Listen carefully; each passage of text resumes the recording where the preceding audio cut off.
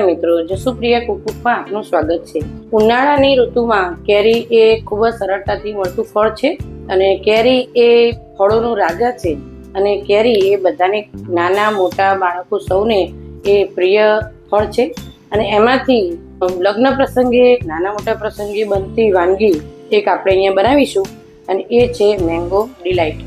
Mango delight એ ખૂબ જ સરળતાથી અને ઓછા ઇન્ગ્રેડિયન્ટ્સમાંથી બનતી વાનગી છે, માટે આપણે બનાવીશું। હવે આપણે બનાવવાનું સ્ટાર્ટ કરીએ મેંગો ડિલાઇટ, જેની અંદર મેં અહીંયા 2 કિલો જેટલી કેરી લીધી છે, ધોઈને સરસ રીતે, અને 150 થી 170 ગ્રામ જેટલી મેં ખાંડ લીધી છે। અહીંયા મેં 12 બદામના ક્રશ કરી લીધી છે અને 12 મેં કાજુના ટુકડા લીધા છે। અહીંયા મેં 100 ગ્રામ મલાઈ લીધી છે તાજી। તો આપણે આજે મેંગો ડિલાઇટ બનાવીએ। એક કેરી લીધી છે, એને આપણે કાપી અને એના પીસ કરી દઈશું। એના પીસ કરવાના છે કે જેથી કરી આપણે એના આખા રાખવાના છે પીસ, અને આટલી કેરીનો આપણે રસ બનાવીશું અને આપણે એના ટુકડા કરી દઈશું।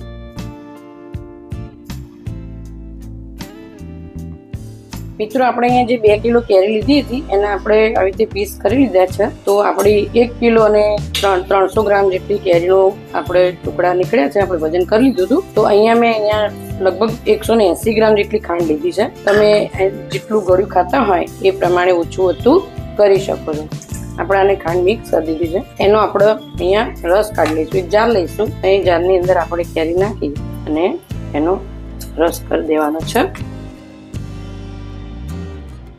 એ આપણે જાડો પલ્પ જ કરવાનો છે। આપણે આ રીતે પલ્પ બનાવી દેવાનો છે બધી જ કેરીનો। આ રીતે બધી જ કેરીનો આપણે પલ્પ તૈયાર કરી દઈશું। તો આપણે અહીંયા મલાઈ પણ એની અંદર રસ કરી દઈશું। જો જુઓ મિત્રો, આપણે અહીંયા એક મોટી કેરીના મેં પીસ જે કર્યા હતા નાના, એની અંદર આપણે દળેલી ખાંડ એની અંદર કોટિંગ કરશું।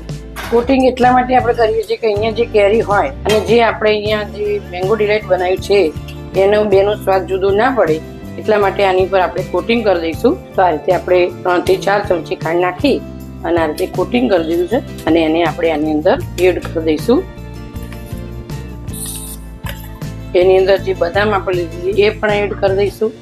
મેં 10 થી 12 બદામના પીસ કર્યા હતા, અહીંયા 10 થી 12 કાજુના પણ પીસ કર્યા હતા અને એને આપણે સારી રીતે મિક્સ કરી દઈશું।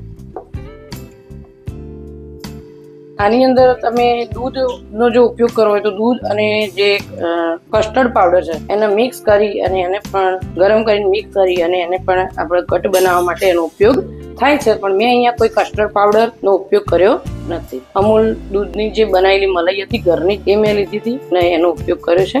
તો સરસ રીતે આપણું મેંગો ડિલાઇટ તૈયાર થઈ ગયું છે। તો મિત્રો, આપણે સર્વ કરીએ।